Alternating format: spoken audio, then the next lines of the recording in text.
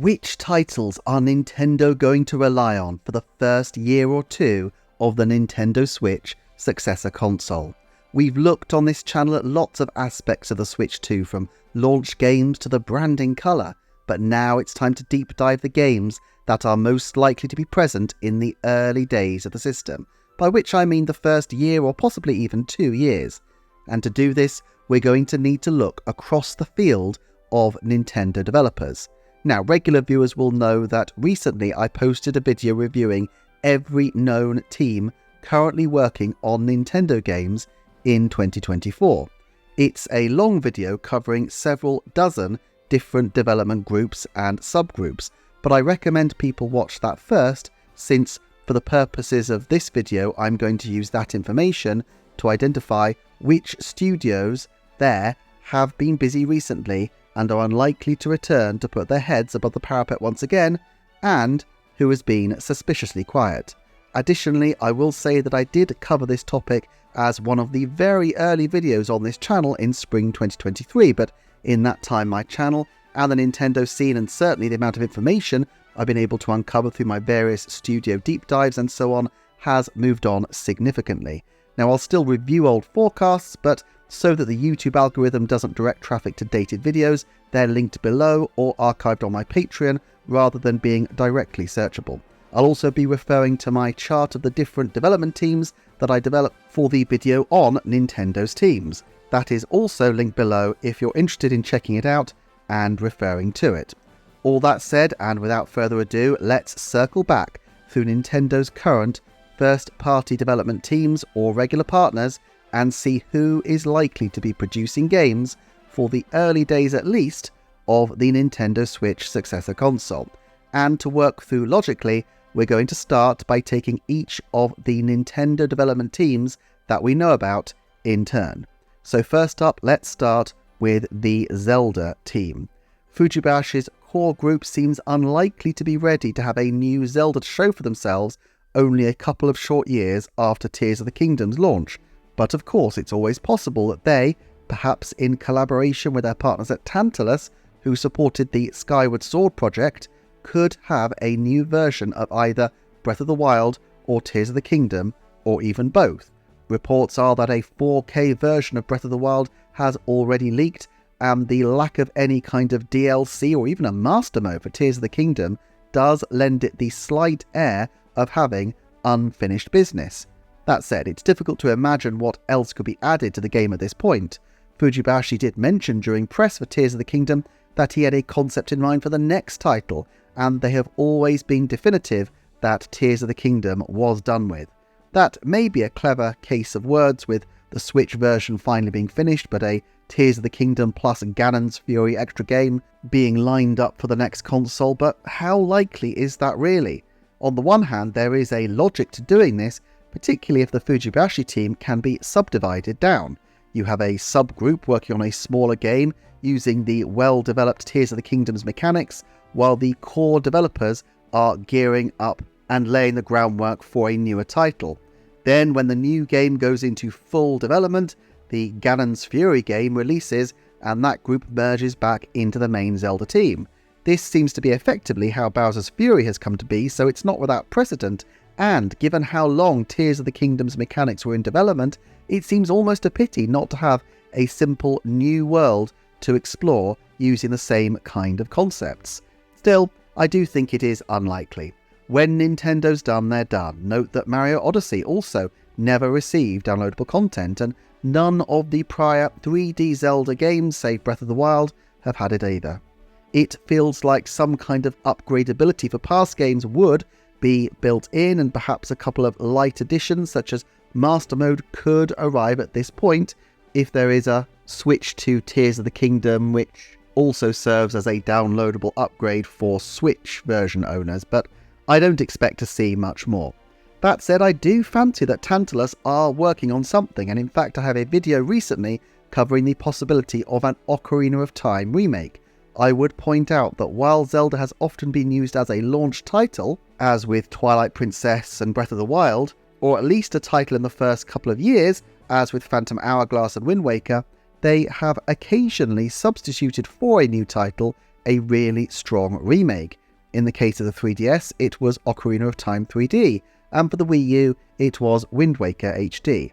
I'm not sure either is a comparison that Nintendo will desperately want for their new console, given that neither the Wii U nor the 3DS had exceptionally strong launches, but nevertheless, if Nintendo decide not to try to reconstitute the wild games for the new generation, then the next candidate, which could look substantially different with the benefit of a remake, is Ocarina of Time. I would note that Nintendo historically seems to have roughly a decade-long gap between the Zelda releases and remakes, which Wind Waker, Twilight Princess, and Skyward Sword HD all releasing about 10 years after their originals proves. This would make 2025 a little early for a Breath of the Wild 4K edition, but I could still see such a title being released maybe in 2027 for the 10-year anniversary. If you think people might not double dip, given the next system will almost certainly be able to run Breath of the Wild from the Switch version, I only point you to a Twilight Princess HD release, which was of course completely playable on the Wii, and yet was still lined up for a Wii U remake. If anything though, I think the likeliest Zelda for the first year isn't a true Zelda at all, but a Hyrule Warriors title. Why Hyrule Warriors? Look at it this way. 2026 is Zelda's 40th, and while Nintendo doesn't always pay heed to anniversaries, I think there's a good likelihood that 40 years will be worth their while acknowledging. Therefore, any major Zelda game would be best suited to this window, and especially if, as I've speculated in a separate video, Tantalus have Ocarina of Time on the boil, their 5-year cycle for Zelda titles would normally see them release their next game in 2026. This leaves a gap in 2025's schedule for a visually dynamic, eye-catching game that's not a mainline Zelda. Another Hyrule Warriors would certainly fit the bill, and of course Omega Force have formed developing for the first year of a new console, as they also brought Fire Emblem Warriors to Switch in 2017. Whether it's the much speculated Imprisoning War tale or something that tries to draw a line under the Switch-era Zeldas remains to be seen, although frankly I would expect the former, as I think they will want to recycle as many assets from Tears of the Kingdom as possible, plus it would make sense to release alongside an upgraded version of Tears of the Kingdom. There is precedent for Nintendo to have a Warriors title in the launch window, and you can see why. The dynamic, graphically intensive gameplay makes for a very good showcase for new hardware. I would say there is a 70% chance we get a new Hyrule Warriors title within the first 2 years of the console being on the market, as well as a 70% chance that there is a Zelda universe game in the first year. Still, let's move on to some of the other options for Switch 2. EPD4 are Nintendo's innovation-focused group, and what's worth noting is that multiple groups of theirs are overdue games. The sports-focused team delivered us Ring Fit Adventure in 2019 and Switch Sports in 2022. Wind the clock forward 3 years, and a sports-themed adventure title in the launch window of the Switch only makes sense. Now, it's true that the original Switch saved these kinds of casual titles until the install base was a lot bigger, perhaps burned by the poor response to the density of casual titles on the late Wii and Wii U. But I think Nintendo has come to understand that these games have a fan base, and their evergreen status makes them worth investing in. EPD4 are also great at developing games which utilize new technology. It may be that they decide to focus their attention on a non-sport title at first, just like 1-2 Switch and Nintendo Land were the first titles out of the gate for the Switch and Wii U respectively. But with EPD4 having called upon people like Grezzo and Nintendo Cube in recent years, they wouldn't be shy about drafting in an external team to ensure they had 2 titles within the first year or so. There's also the more edutainment-focused team behind Labo and Game Builder Garage, who are also overdue. I would say there is a 90% chance that there is some kind of experimental title from this team at launch, and I would say there's a 70% chance that we will see some kind of fitness or sports-themed game within the first 2 years of the new system being on the market. The obvious one in many respects would be a simple Ring Fit Adventure 2, given the colossal success of the 2019 title and the huge potential to expand and develop the concept. Although nobody rushed to Ring Fit for its visuals, it strikes me that strong visuals would really suit a game like this more than most, as a way to entice people to see more of the wonderful world that is being created while getting fit. Now, whether it's marketed as Ring Fit Adventure 2 or not, I couldn't quite say. It's not necessarily the case that doing the Pilates ring theme again would be quite as appealing the second time around, and arguably Nintendo are better off focusing on just one big ticket item to sell, the console itself, rather than trying to sell a game with an expensive accessory on the back of it. In this case, a Switch Sports Resort title might make more sense. That's why I feel a Ring Fit successor, if it does happen, is more of a Year 2 type of game and may well be branded differently, just as Ring Fit itself was very different from Wii Fit, despite having some kind of conceptual overlap. But EPD4 are a group with a lot of potential to surprise. We have seen patents linked to sleep and well-being, and of course, there have been patents using Nintendogs. Although historically Nintendogs owners were the Mario Kart team at EPD9, since the 2015 rejigging of the groups internally, Nintendo haven't released a new title in this series, and frankly the casual-focused EPD4 team would seem to me to make more sense as the Nintendogs owners. We've seen titles migrate in recent years. WarioWare moved to Kensuke Tanabe's stable, while Miitopia was developed under the watch of EPD4, so it wouldn't surprise me if the supervising developers changed, and I think some kind of new Nintendogs would make a lot of sense. The patent would suggest that this could be a mobile title, but then again, Nintendo has put in a lot of effort recently in coordination using their new company Nintendo Systems to close the gap between their consoles and their phone services. Look at how Everybody 1-2 Switch incorporated mobile phones into its gameplay. Having a virtual pet that primarily lives on the Switch, but which you could load into a phone app to take around with you, would make a lot of sense, in that people could carry the virtual pet around, show it off, and thereby, in effect, advertise the Nintendogs game. It also seems to me that Nintendogs is exactly the kind of franchise that Nintendo would like to revive. Once very popular, but it kind of ran out of road a little. Whether it's the same branding or another take on the virtual pet concept in the form of a new intellectual property, I couldn't say, but I think there's a 30% chance we see some kind of pet simulator title in the first 3 years of the console being on the market, though not necessarily right at the beginning. Let's cross the floor then to EPD5, the genius creators of both Animal Crossing and Splatoon.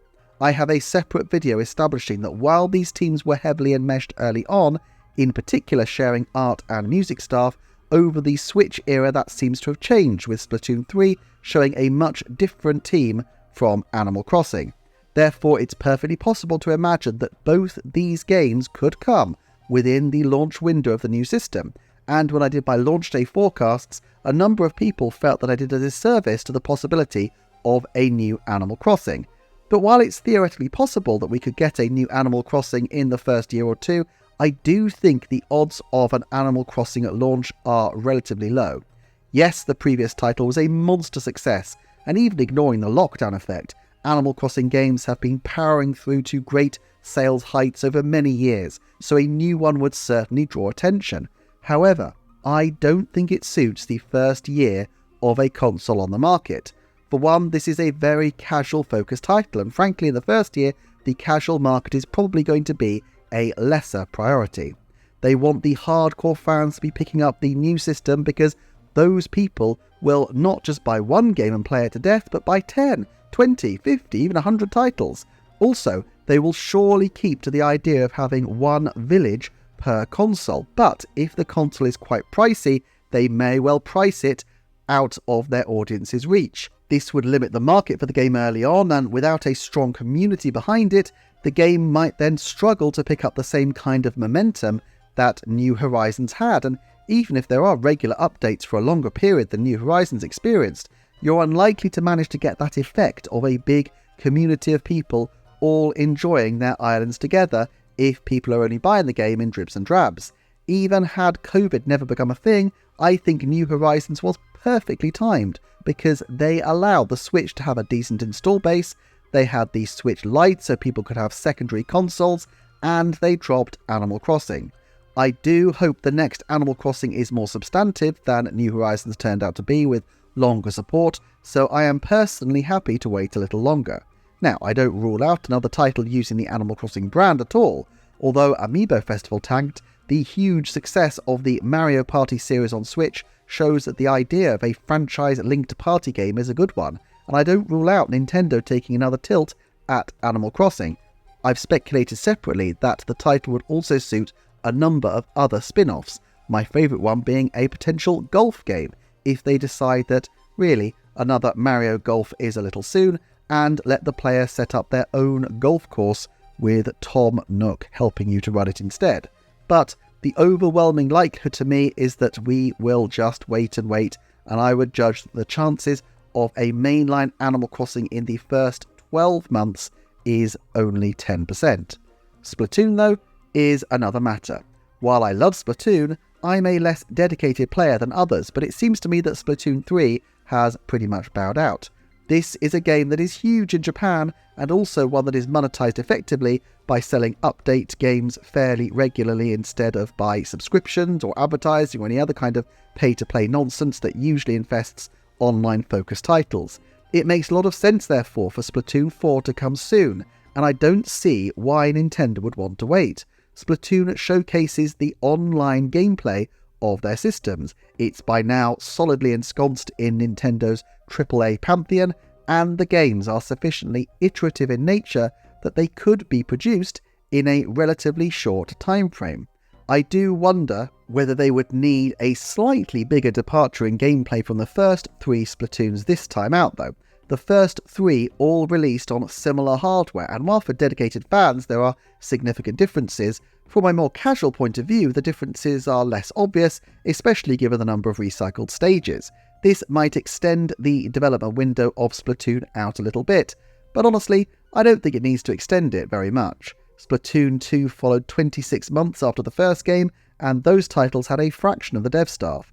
They also followed up Animal Crossing New Horizons with a Splatoon game in 2.5 years, despite this development taking place in the middle of a pandemic.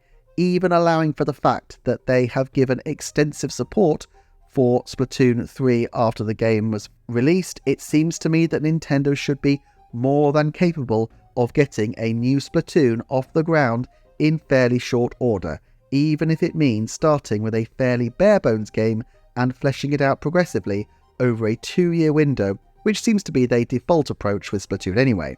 In the past, I was quite optimistic for a 2025 release, but given the time this may take, and the fact that Nintendo's first year is likely to have some very big hitters already, like Mario Kart and a 3D Super Mario, I am inclined to revise that view and say it's a 50% chance for the first year of the new console on the market, but a 90% chance for the first 2 years. Apart from anything else, I'm sure Nintendo will want to have a second Splatoon within the life cycle of the next console, and so the longer they leave it to release the first game, the tighter their time frame is for the successor. Okay, let's mosey on over to Kensuke Tanabe's stable of games. Now, we can be pretty sure that Tanabe-san is working on Metroid Prime 4, given his long association with that series. And given that Metroid Prime 4 is going to be a pretty big deal, I'd say there's a 70% chance that we will also see some kind of re-release of Metroid Primes 2 and 3 by the end of 2025, given that Nintendo do have form with this kind of thing. Think of the Pikmin 1 and 2 games. Personally, I would far rather see Iron Galaxy drafted into support Retro in remaking Metroid Prime 2 in the style of Metroid Prime Remastered, a far fuller evolution of the original, offering another graphically top-tier title that might be nice to have in a couple of years. However, I just don't have that much optimism that Nintendo feels the same way about Metroid Primes 2 and 3. They have already ploughed a vast amount of time and treasure into Metroid Prime with the first remastered edition and the nigh-on-decade-long dev cycle of Metroid Prime 4. However, I don't think Beyond will be the only time Samus stalks the Switch successor, as Mercury Steam's next Metroid title must surely also be on the way. While the Spanish outfit have continued their line in original titles, these in the past were followed fairly soon by something from Nintendo, and I can't believe after the success of Metroid Dread that Yoshio Sakamoto and his team aren't lining up another Mercury Steam team-up. I can't see Nintendo releasing another Metroid too soon after Beyond though. The roughly 18-month gap between Dread and Prime Remastered feels about right to me, making the next Mercury Steam Metroid a more likely title for holiday 2026. Samus, after all, has a very good history with the October or November slot, and if Metroid Prime Beyond turns out to be a very early game for the next system, this would probably make sense. Is it possible that Retro Studios could have a second title on the boil? I rather doubt it. Although their output in the last decade has been very low, they seem to have a secondary team that ported Donkey Kong Country Tropical Freeze and worked on Metroid Prime Remastered alongside Iron Galaxy and others. Even if we assume, and it's a generous assumption which I'm not sure has any evidence, but even if we assume that they completed Metroid Prime 4 a while ago and are just waiting for the new system to launch it and are developing something else, I can't imagine we're going to see the fruits of those labours for another few years. The only options that might work out if they had a title in development after they concluded work on Donkey Kong Country Tropical Freeze and before they took over Metroid Prime 4.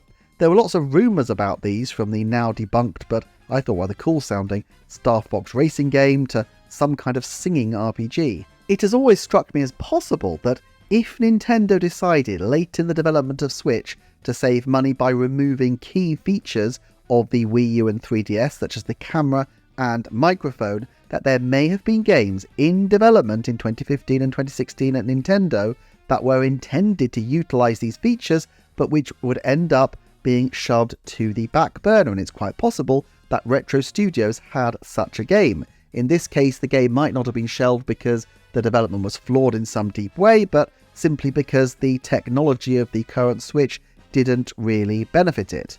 This would be a highly optimistic take though, as Nintendo has certainly not been shy about issuing extra accessories alongside their games they feel confident with, such as the massive Great Big Pilates ring for Ring Fit Adventure.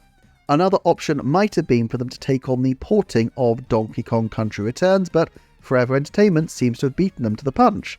Apart from Metroid Prime 4 and potentially re-releases of Metroid Primes 2 and 3, I put another retro title in the first 2 years of the Switch successor at just 10%. Even if Metroid Prime 2 Remaster becomes a thing, I think they would want the next Mercury Steam game to release before that one, putting the next potential slot for the release of Metroid Prime 2 Remastered well into the second half of the decade.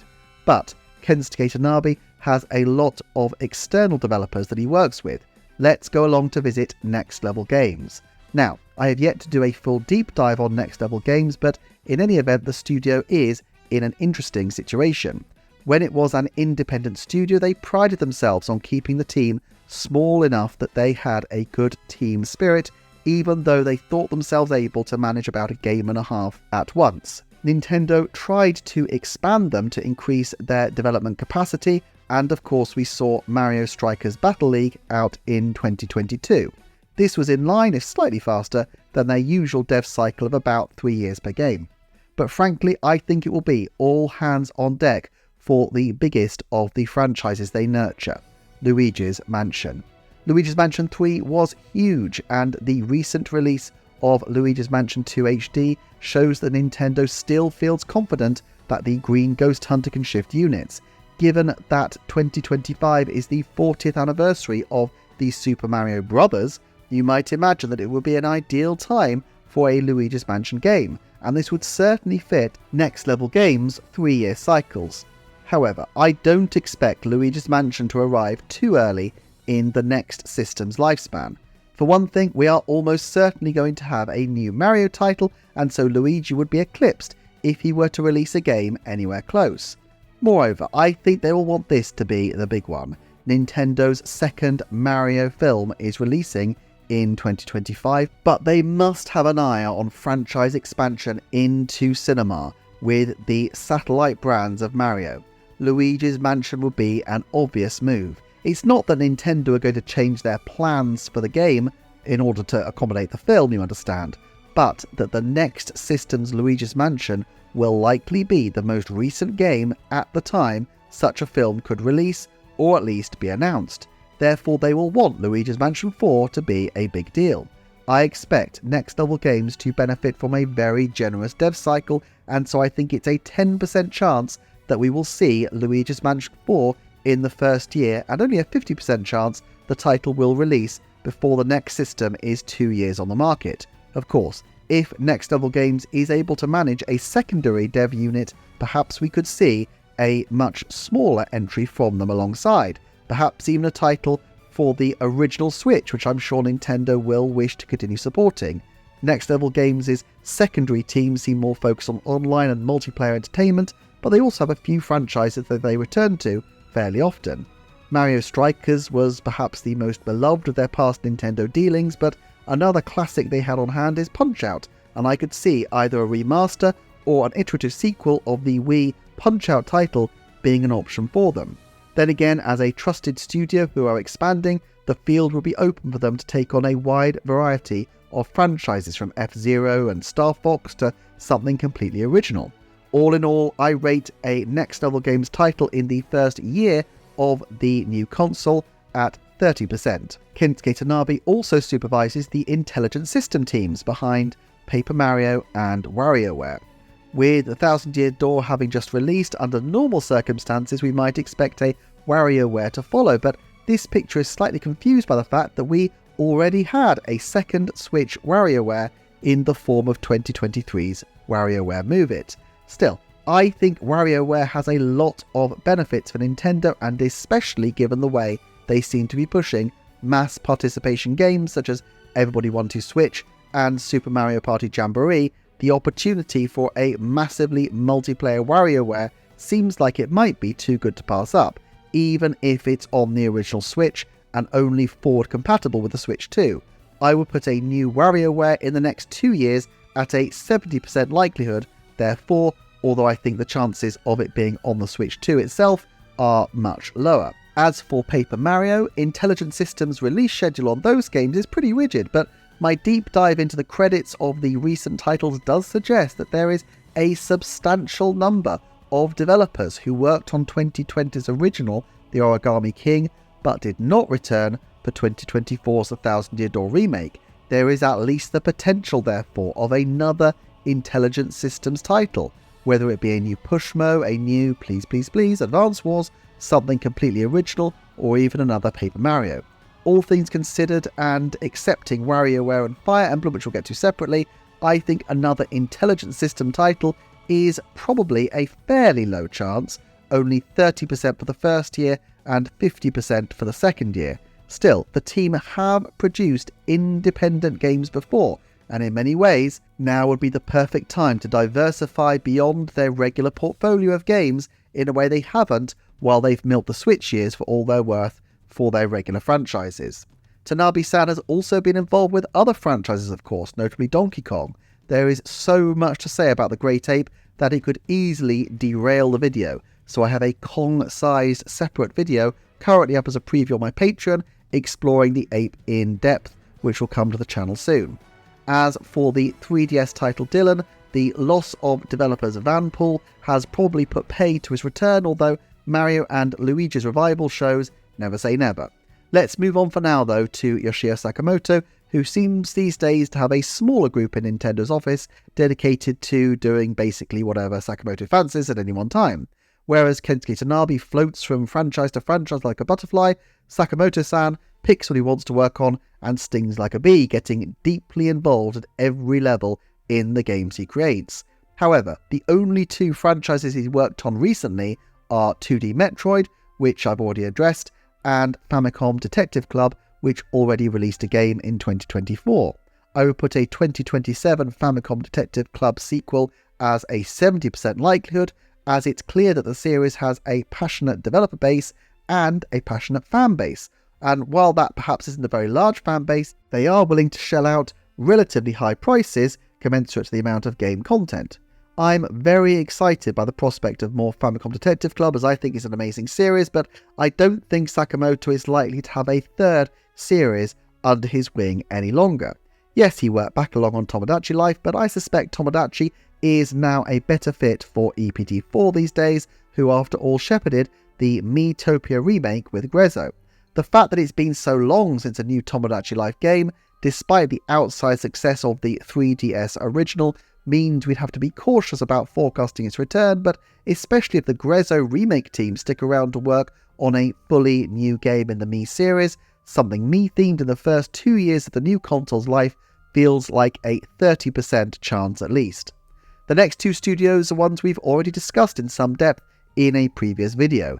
EPD8 are almost certainly going to be doing some kind of 3D Mario, and EPD9 are going to give us some Mario Kart action. I've covered these in separate videos, but I guess the question is, what else could these teams be doing? In the case of EPD8, while it's possible that they could have a separate team, they did put out both Captain Toad Treasure Tracker and Super Mario 3D World plus Bowser's Fury, albeit with some help from Nintendo software technology. I wonder how likely it is that such a second string game would be for early in the life of the next console, given that such a large project as a new 3D Mario is afoot. It's far from impossible. Captain Toad followed within a year of Super Mario Odyssey being on Switch, but then again, a lot of the material was remade from the Wii U version. I would put it at only a 10% chance overall that EPD8 have a second game for the first year of the Switch successor, besides the mainline Super Mario, but EPD9 are another matter. Historically, EPD9 have often released two titles within the launch window of a console, Nintendogs and Cats and Mario Kart 7 on the 3DS in 2011, and then Mario Kart 8 Deluxe and ARMS on the Switch in 2017 being great examples. Their output has slowed to a crawl recently, meaning that they have had bags of time to produce a secondary title for the new system's launch window.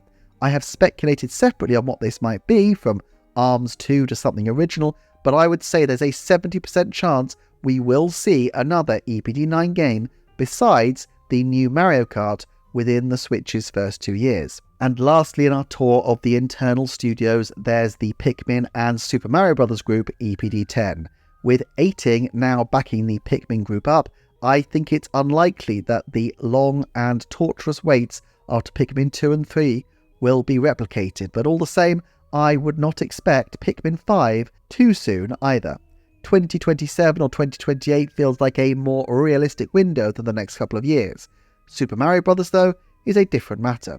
These games are absolutely gargantuan sellers, and of course the next year is the 40th anniversary of the Super Mario Bros. Series. I think some kind of collection, such as a new Super Mario Bros. All-Star game, is quite likely, or even some kind of remaster of the 2D series. Personally, I would love to see the titles get a Sonic Origins style facelift, with widescreen levels, time attack modes, and all sorts of fantastic extra features. I think some kind of anniversary game specific to the Super Mario Bros. Series has to be a 70% chance, although this could just be a reiteration of their Battle Royale Mario title, Super Mario Bros. 35 from the 35th anniversary, resurrected presumably as Super Mario Bros. 40.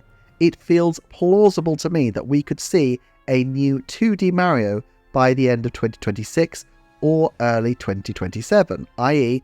within the first 2 years of the new console. But I think this might be a little too soon, so I'd stake a new 2D Mario in the first 2 years, aside from the anniversary title, at just 30%, even though I could easily see one following soon after, especially around the launch of a light equivalent console, where a 2D Mario title might really benefit sales. Link's Awakening did a fine job of launching the Switch Lite, but a Super Mario Bros. Game would surely see the Switch Lite 2 flying off the shelves.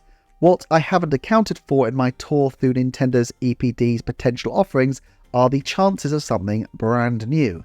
Of course, I've acknowledged that EPD4 and EPD9 are likely to be in the market for something different, but Nintendo is growing fast and has enough development groups that it could very easily spin off a small team to create something original, even if it's something very small. I know Jump Rope Challenge had a rather odd history as it was hacked together during the pandemic, but nevertheless, some kind of internally developed original title feels like a 90% chance outright by the end of 2026. Let's continue the tour of Nintendo's internal teams who are outside the fold of their core Kyoto offices. Their partners at Nintendo Cube, formerly ND Cube, are regularly trusted to put out Mario Party titles, but in this case, their future plans seem a little uncertain. It seems impossible to imagine that the new system won't have a new Mario Party in the first 2 years, and yet Nintendo Cube have been so reliable at putting out titles on a 3-yearly schedule, and Super Mario Party Jamboree seems to be such a packed experience that there must be at least some doubt as to whether they will return to Mario Party before 2027 in 3 years' time. Of course, they do have a secondary team, the team that worked on games like Clubhouse Games and Everybody 1-2 Switch, and Nintendo Cube have a history of putting out prior console party games, following soon after with a main console party game, since they had a 3DS Mario Party minigame collection in 2017, followed up by 2018's Super Mario Party. Still, a minigame collection and a title of the size and scope of Super Mario Party Jamboree seem quite different matters, and clearly the first Super Mario Party on the new system is going to need to be similarly huge in order to draw in big audiences. At some point, once Jamboree is out, I will try to deep dive the credits to see if we can figure out a more precise set of likelihoods, but for now, just eyeballing it, I'd say there's only a 50% chance of a Mario Party returning in the first 2 years of the new system, although a 90% chance that the franchise will return within 3 years. Of course, Nintendo Cube are reliable partners who could be tapped for all sorts of other small titles, but I doubt any are as pressing to Nintendo as the massive selling Mario Party series. Even another Clubhouse Games could surely wait. Then there is Monolith Soft. At some point in the coming months, I will deep dive this company, but purely from the outside perspective, they have managed to put out games roughly every 3 years for some time now, and I would expect that pace to continue. Given that 2020's title was a remaster of the original Xenoblade Chronicles, it stands to reason that a 2025 to 2026 game could also be a remaster, and in this sense, the obvious candidate is Xenoblade Chronicles X. One of the rare Wii U games of any significance not to make the jump to Switch, the fact that this title could once run on Switch-like hardware means that it could be perfectly placed as a cross-gen game, and I am sure Monolith Soft and Nintendo would not want the title languishing in the doldrums of the Wii U library if they can help it. Then again, there have long been rumours of an original title from Monolith Soft, and even if that title is ultimately rebranded into the Xenoblade series as Xenoblade Chronicles 4 or Xenoblade Chronicles Y or what have you, it feels like the launch window of a new console would be a perfect time for such a major game. I think a new Monolith Soft title within the first 12 months of the system on the market is a 70% chance, although as to the specifics, I will save speculating until I've had a chance to look into the company in more depth.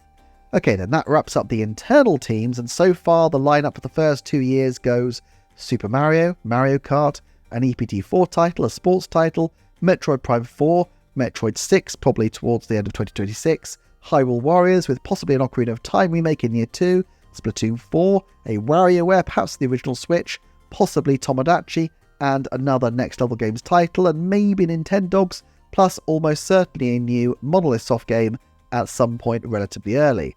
That's already a very strong launch spine, but of course we haven't looked at any of the diverse range of third parties in Nintendo's orbit who also develop first-party games for them. So let's consult our list. Firstly, we have Bandai Namco, who have historically been partnered with Masahiro Sakurai's Sora team on Super Smash Bros. Now, I am actually a little cautious about Super Smash Bros. Being released too early in the lifespan of the next system. On the one hand, yes, inevitably there will be more Smash, and it seems to be a pretty poorly kept secret that Sakurai-san has pulled himself out of retirement to work on something, and very likely Smash. On the other hand, I think Nintendo can afford to wait until Sakurai is completely ready to reveal such a game. Moreover, you have to think, what is more likely, him reinventing Super Smash Bros. From the ground up, or starting from Ultimate and extending out? It's not a completely obvious answer, since logic would also have dictated that the Wii U version of Smash Bros. Would have been a strong starting point, and yet everything apparently was remade for the new title. Sakurai-san is nothing if not a perfectionist, and that perfectionism may prevent him from just iterating on what went before.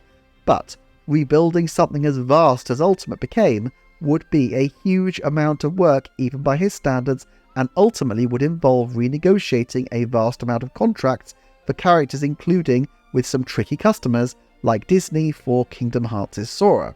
I would guess that it would be contractually a lot cleaner just to say that they're rolling over the same arrangements to a new version of the same game. But if Super Smash Bros. Is getting an iteration on the same title rather than something completely new, is it so urgent that it makes the first 2 years?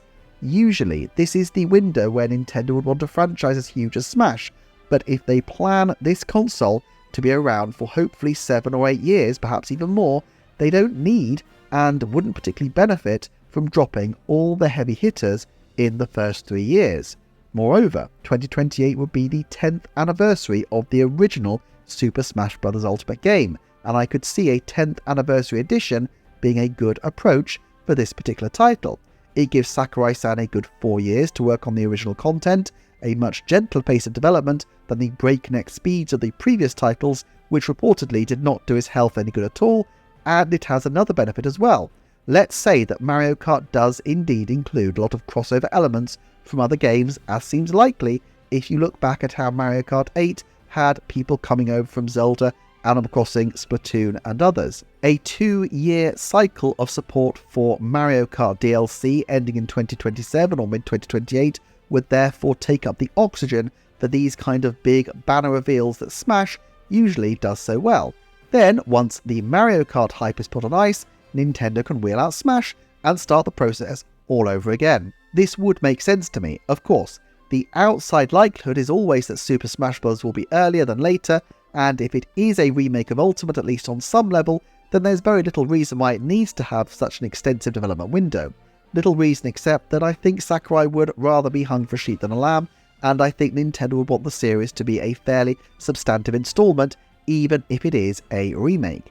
Therefore, while I think a new Super Smash Bros. Is a 90% chance before the end of 2028, I would say that it is only a 50% chance within the first 2 years of the Switch successor's existence. Bandai Namco, who normally work with Masahiro Sakurai's Sora, could be working on other projects though.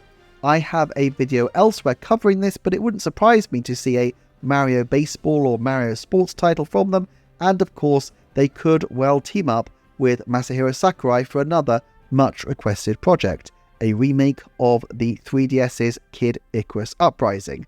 I would say we're 70% likely to see a Bandai Namco game in the first 2 years, although only a Kid Icarus Uprising remake feels like it would really fit the launch year given the obvious capacity to show off the new system's graphical power. A really safe bet though would be Fire Emblem, though whether it would be on the current Switch or on the new system remains a little murky. There are persistent rumours of Fire Emblem having a remake that is ready for Switch, but Intelligent Systems is likely to return to the tactical series often, and so I struggle to imagine it will be too long before we see another game.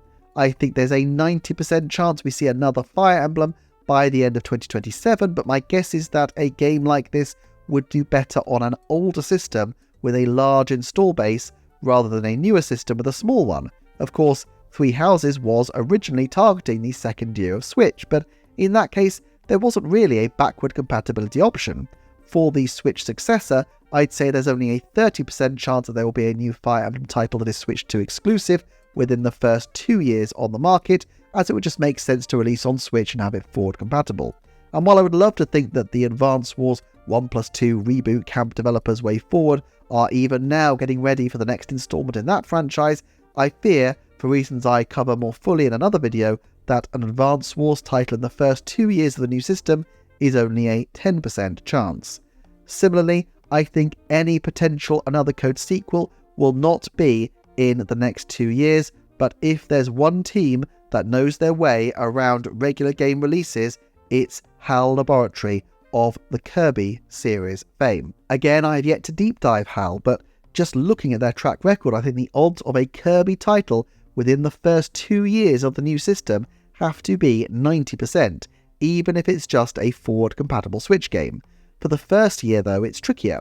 Kirby Star Allies was released just outside the 1-year anniversary of the Switch, and Kirby is very much a title that benefits from a slightly cheaper console and a larger install base. Kirby was the last first-party title on 3DS in 2019 after all. Also though, mainline Kirby titles have started to become a little less frequent. Forgotten Lands seemingly took 4 years, and another 4 years would take us to 2026. I do think the success of 3D Kirby means it would be surprising if they returned to classic 2D for the first Switch successor outing, especially when there are so many past 2D games that they could port or remake and that will be received as new by many of the Pink Puffball's younger fans and indeed the larger base of players who picked up Forgotten Land. Of course, with the new console being more technologically advanced, is it possible that HAL could do a truly vast, for them at least, 5-year dev cycle and give us the all-singing, all-dancing, open-world Kirby epic of everybody's Dreamland?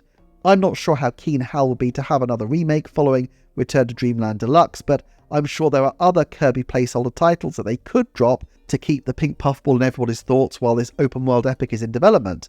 Perhaps the much-wished-for Kirby Air Ride Remaster. And if these drop as forward-compatible Switch titles, then the need for a Switch successor Kirby early in the lifespan of the new console is that much less. I think HAL must realise that they have a golden opportunity to really blow the doors off the Kirby franchise if they can land an absolutely seismic entry onto the next console that is truly evergreen, and yet in many respects they would be better to have a chance of attracting attention in year 2 or 3 away from the likes of Mario and perhaps Luigi's Mansion.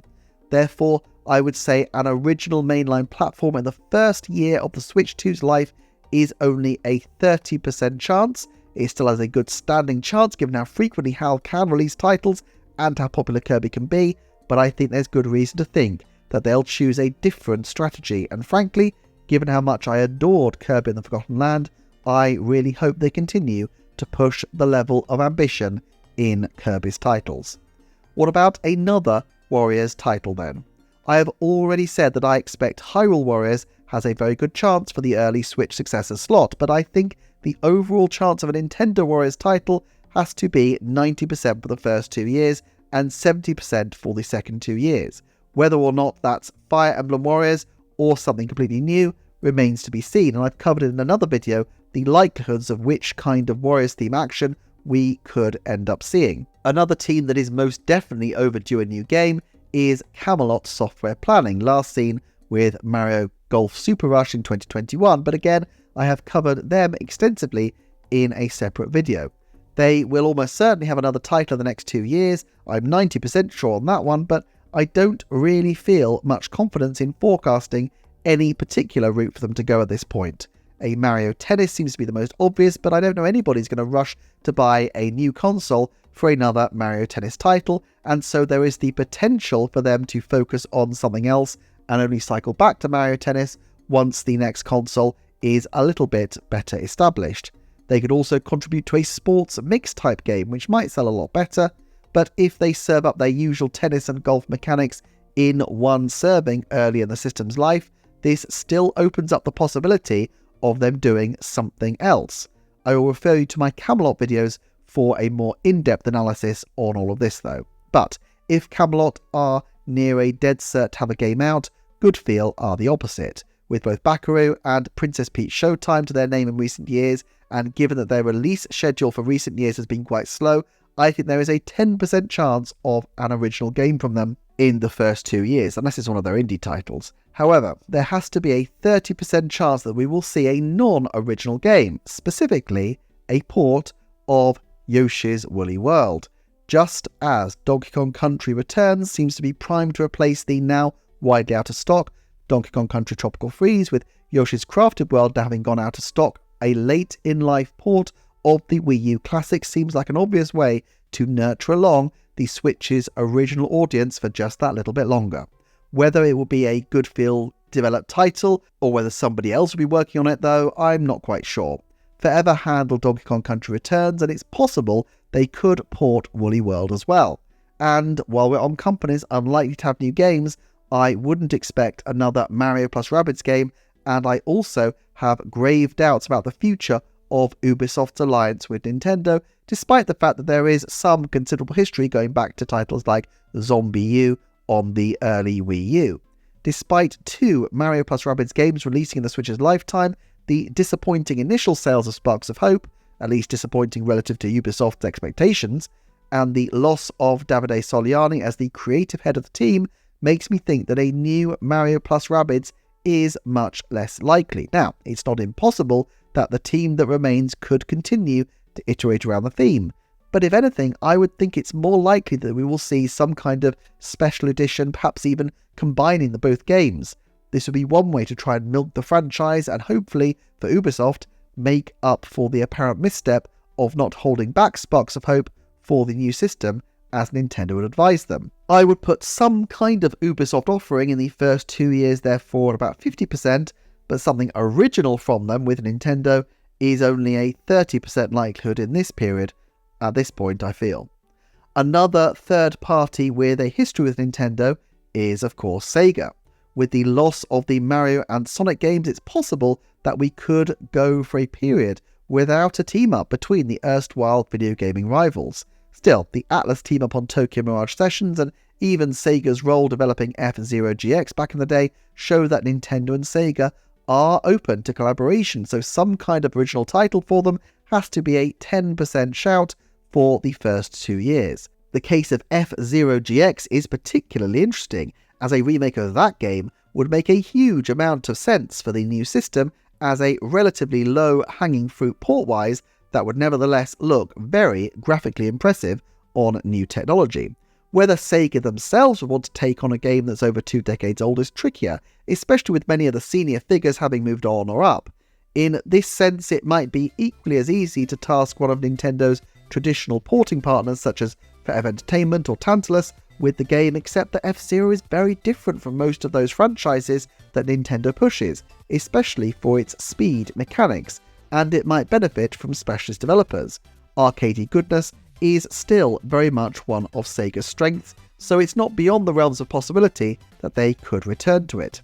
Another team with a great track record in action games though is Platinum Games. With Bayonetta 3 and its spin-off having released relatively recently, I think there's only a 10% chance of another shout from that franchise in the first 2 years, but the odds of Platinum, a loyal and long-standing Nintendo developer, continuing to support Nintendo systems seems to me to remain high, and I think there's a 70% chance we will see a console exclusive from them in the first 2 years. And if there is to be a console exclusive from them, there is one very obvious candidate, a sequel to 2019's epic Astral Chain. Now, I haven't deep dived Platinum yet, and so there may be logistical reasons I'm yet to see why an Astral Chain sequel would not be so obvious as it seems to be, but given the game was a critical hit and reportedly sold decently for a relatively niche action game, and given the potential of a new Astral Chain to really grab attention on a new system, I could definitely see it coming back. Of course, Platinum and Nintendo may feel that rather than sequelizing something they've already done, they would rather create something brand new, and that will be exciting to see as well. Then there's Arika and Indie who can usually be relied on to put out some smaller Nintendo titles. Indie only just put out Nintendo World Championships, but their 2.5-year dev cycle for that game feels likely to be replicated with the next one, and some kind of brain training or brain versus game style game, or heck, even another Sushi Strikers title, would fit in with their regular pattern. So I'd say a new Indie game in the first 2 years of the new console's life would be 70%, but only 30% in year 1. As for Battle Royale Monarchs Arika, I think there's a 90% chance that there will be a new game from them in the first 2 years, given their penchant for smaller and more frequent titles, although the fact that Endless Ocean released only recently means that I think a year 1 title is closer to a 30% likelihood. All of which wraps up the vast majority of the Nintendo studios, but nearly all isn't enough. In this video we want to catch them all, so we must turn to considering Pokemon.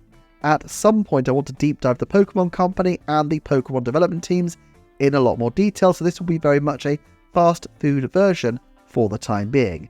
Nevertheless, my outside impression is that the 3-yearly cycle of mainline Pokemon games is likely to continue, with at best the option of it turning into a 4-year cycle for the Pokemon 30th anniversary in 2026, which could be a more obvious time to release the Gen 10 game than November 2025, which would fit their regular schedule.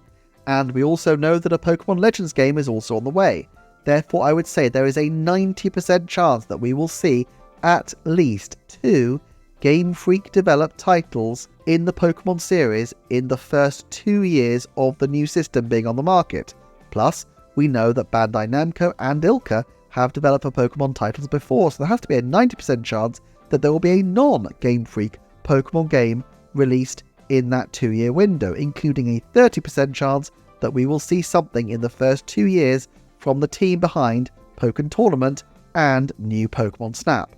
Granted, there is the possibility that the Pokemon Company do what they did with previous console transitions and stay supporting the older hardware for the first short period, but my hunch is that with Scarlet and Violet showing very clearly the limitations of the Switch for their games, or at least the limitations of their capacity to make these games run properly in the time window they have for development, they will want these games to be cross-platform, if only so they can say, for anyone who is concerned about performance, that there is an addition which hopefully solves their problems. Of course, the Pokemon Company have a track record of having lots of mobile games or games which are on both console and on mobile, such as Pokemon Cafe Mix, Pokemon Unite and so on, and I see no reason to think that this pattern won't continue on the next Nintendo console as well, although these are unlikely to be the kind of games that set the internet on fire with hype. Okay then, that concludes our tour of the different Nintendo studios Nintendo has working for it, but of course I focus mainly on prospects for the first year or two rather than the first year specifically. The reason for this is fairly simple. Unlike the Switch, where Nintendo clearly were trading all their fire on a strong launch year and then basically tried to survive the second year with a lineup chiefly of ports and smaller games like the Labo series, this time out they do not have the Wii U library to fall back on and will want to have a solid year 2 as well as a great year 1. Now, year 2 doesn't need to be quite as strong as year 1, given that they will want to save a big push for around the launch of the next light version of their console, but nevertheless, I expect they will want to continue the momentum, and so it only makes sense for them to show a bit of patience in terms of the large releases. Plus, realistically, game development is an uncertain business and can be time-consuming, so even games intended for the launch of the next system could easily end up slipping out of the schedule. But just for a moment, let's think about year 1 specifically, and in fact let's drill down into calendar year 1. Now, this of course largely depends on when the next system launches, which we're assuming will be 2025. If it does launch in the first half of the year, as increasingly seems likely, we're looking at potentially 6 to 9 months. In this period, there will be 3 titles almost guaranteed to break and probably obliterate the 10 million sales ceiling in their lifetime, specifically the next Mario Kart, the next Super Mario, and Pokemon Legends ZA. A fitness title would also probably be in this category. Now, Nintendo wants big selling games, but they don't necessarily need them to be clustered quite so much in the early part of the console's life while the install base is low. Consistency is probably just as important as making a massive splash out of the gate. Therefore, I could see Splatoon, 2D Mario, and the like being pushed back, while the kind of games that are brought forward would be titles that are more niche, but suited to awesome looking game trailers. Hyrule Warriors, a new Monolith Soft game, a new Platinum game, plus of course Metroid Prime 4. Add in an EPD4 title, perhaps Nintendogs, and that's 9 titles in what would undoubtedly be an extremely aggressive first year on the market. Plus of course, some surprises are only to be expected. Nobody would have called a few years out the Mario and Rabbids titles, and I could see Nintendo doing something off the wall, whether in terms of bringing back something obscure such as a Nintendo Land remake, or a big team up with a developer they've developed a good relationship with, as we saw with Ubisoft. Now, let's acknowledge the limitations of this format. First of all, fans naturally have an optimism bias. Even the greatest Nintendo Directs often have a small minority of people going, yeah, it was a B-, but I can't believe we didn't get Mother 4 and 2 new Zelda games. I think these forecasts are grounded as far as possible in likelihoods based on prior trends, but what we can't see is where things go wrong internally and where resources have to be pulled from one place to another, or where the bold idea for a new game turns out not to really work and the tea table needs to be upended and development needs to start all over again.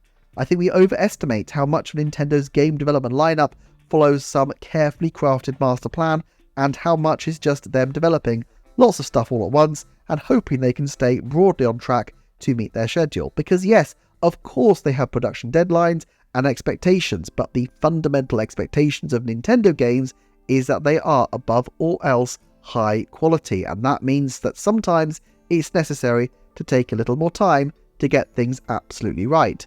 It's unlikely but still possible that Mario Kart might not be in the first year of the console's life. If in 2023 Kosuke Ibuki had a flip the tea table idea that changed the direction for the entire Mario Kart project, but meant that ultimately we would get a Mario Kart so incredible that it would blow Mario Kart 8 Deluxe out of the water, then obviously it would be worth waiting until 2026 for such a game. Yes, Nintendo would like their sales sooner please, but it's not like Mario Kart won't sell gangbusters whenever it's released.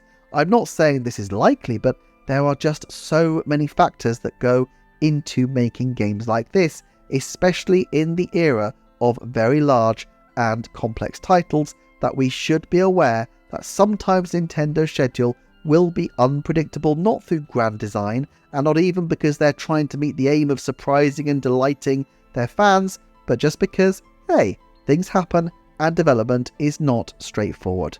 But while this video is already the longest I've produced so far, there is a lot more where that came from, and I would recommend the playlist on screen containing some of my previous deep dives and showing the working from behind the forecasts in a little more depth. The Patreon also has exclusive stuff on there, like a podcast deep dive in the Capcom Zelda team and a lot of material that launches sometimes months before it hits YouTube, so if you're minded, please do check it out. I'm so grateful to both the Patreons and everybody watching, commenting, liking and sharing these videos. So thank you so much as ever for watching, and I will see you next time for another Nintendo Forecast.